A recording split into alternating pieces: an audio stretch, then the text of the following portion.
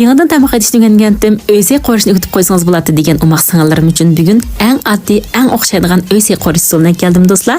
Unda bu filmning oxirigacha ko'rib, yurak yultizdan besatgan degan davomini ko'ringlar.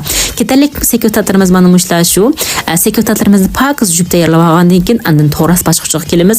Eng oddiy bilan albatta go'shtimizni to'g'rab olamiz. Andan piyozni, zanjabilni, jandoni, qizil ko'klarni, pomidorni o'xshashlar mushxalarni to'g'rab tayyor qilib olsak bo'ladi do'stlar. Ba'sini bugun men qalam chiqib to'g'irdim.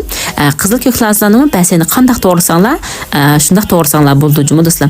Undan keyin men ko'yinlarda sekretarlarimizni to'g'rab tayyorlab bo'ldik. Ketarlik materiallarimiz mushlar shu. Sekretarlar boshqa o'lcham yo'q. O'zinglar qaysi sekretarlarni yaxshi ko'rsanglar shuni qo'rsanglar bo'ldi juma. Ana azroq lapis tayyorlab olamiz ochiq-chuchuk bo'lish uchun. Endi qazimizni qizdirmay qo'yib go'shtimizni silib, ustiga azroq tuz silib olsak, qo'linglar qattiq chachirab ketmaydi juma. Men xabiratdan birisi ketdi. Albatta bir yurakdan birisi keldi do'stlar. Yurak besini unutib qolmanglar. Shundan bilan ustiga piyoz bilan zanjibilni silib, toza xushpurak qo'rib olgandan keyin bir qo'shiq qizartqichlardan silib etdim.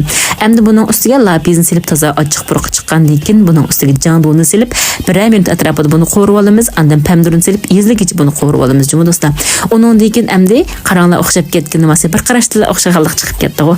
Endi ustiga baseyni silib, buning 1 minut atrofida baseydan suv chiqib, pishqish qo'rib olamiz do'stlar.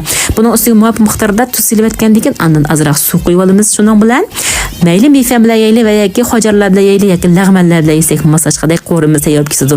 Endi buning ustiga gulning ustiga gul keltirib, qizil ko'klarni, samsaq palaklarimizni silib oldigan bo'lsak, qaranglar, o'xshab ketgan qo'rimiz tayyor bo'lib ketdi do'stlar. Unda o'zga bir qadam ko'rishaylik. Yurak berishni unutib qolmanglar. Xayr xo'sh.